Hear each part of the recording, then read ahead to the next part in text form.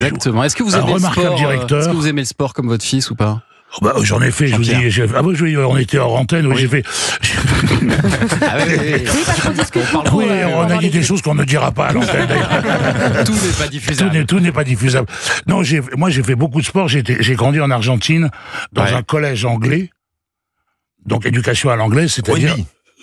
Ah non, c'était pas parce qu'on était en Argentine. Bon, alors c'était, il y avait le polo, il y avait les chevaux. Mais j'ai donc grandi, contrairement au petit français, j'ai fait du sport très jeune, de 6 ans. Donc quand je suis rentré en France à 12-13 ans, j'avais un potentiel sportif. Pédigré déjà. Voilà. Et quand on m'a demandé est-ce que tu joues au football, comme j'arrivais d'Argentine et que j'avais vu les petits Argentins, voilà, quand la pelote, tu vois, ils jouaient un bout, ils sont tellement doués, et tu fais, non, non, c'est pas pour moi. Allez-y, je vous attends. Le football. Non, mon fils, en revanche, il est très bon. Tu vois ce que je veux dire? Et donc là, j'ai dit, je vais faire du rugby, mais malheureusement, je courais très très vite, on m'avait donc mis 3 carrels, et au premier match, je suis sorti sur une civière. Ah, d'accord. La manchette sur la... En tout cas, en face de vous, vous avez un grand sportif, Sacha Nokovic. En tout cas, mon fils, Giovanni. Oui, en tout cas, il en parle beaucoup.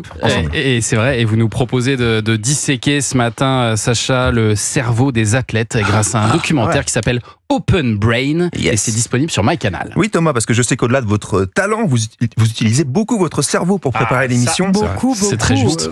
Qu'est-ce qui fait la différence entre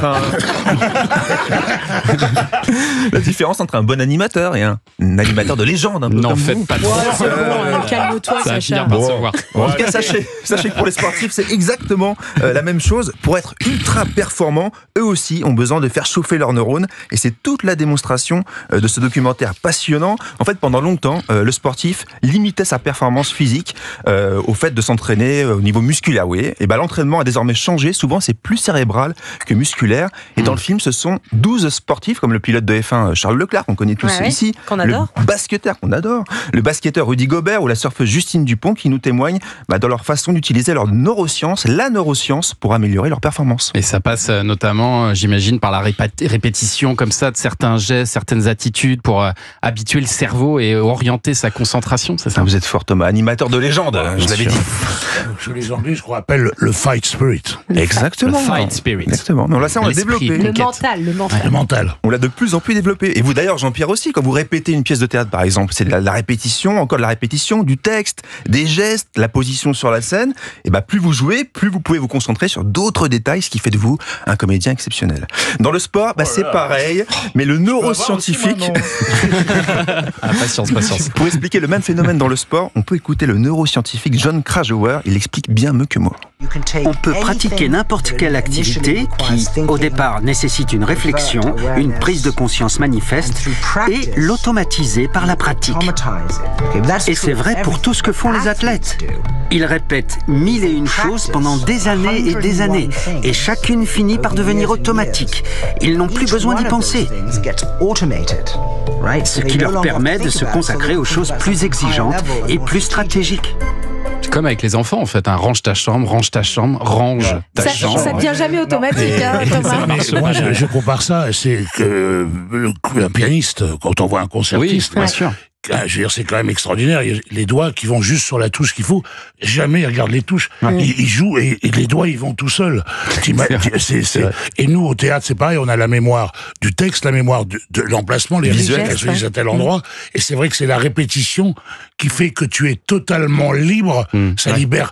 C'est-à-dire que là, tu joues vraiment puisque tu ne penses plus à ton texte. Tu penses plus à tes pas. Tu n'as plus qu'à parler à l'autre et à lui répondre. C'est ça. Alors dans le film, heureusement, il y a des chercheurs, parce que nous on le parle, on l'explique comme on peut, mais il y a des chercheurs, des neuroscientifiques qui l'expliquent bien mieux que nous, notamment une partie du cerveau qui s'appelle le cervelet, qui permet de contrôler la position du mouvement, mais pas seulement pendant l'effort. Écoutez Paolo Bartolomeo. On pensait que c'était surtout une fonction de contrôle de la précision du mouvement pendant qu'on fait le mouvement. Mais là, on découvre, grâce à la neuroimagerie, qu'il y a aussi une activation avant le mouvement. Et donc, peut-être un paramétrage assez fin que nous faisons même avant de bouger. Voilà, c'est pour ça qu'avant les courses de F1, par exemple, les pilotes se rendent sur la piste à pied pour appréhender le circuit, les virages, le mémoriser la reconnaissance, avant de se lancer. C'est comme ça que ça fonctionne. Merci beaucoup Sacha, moi aussi j'avais visualisé que votre chronique s'arrêtait maintenant. On est vraiment dans le bon tempo. Quel cerveau. Open Brain, le cerveau des athlètes, c'est à voir sur MyCanal. Et vous Sacha Nokovic, on vous retrouve dans les pages du journal L'équipe et dans Culture Média bien sûr la semaine prochaine. Dans un instant on va jouer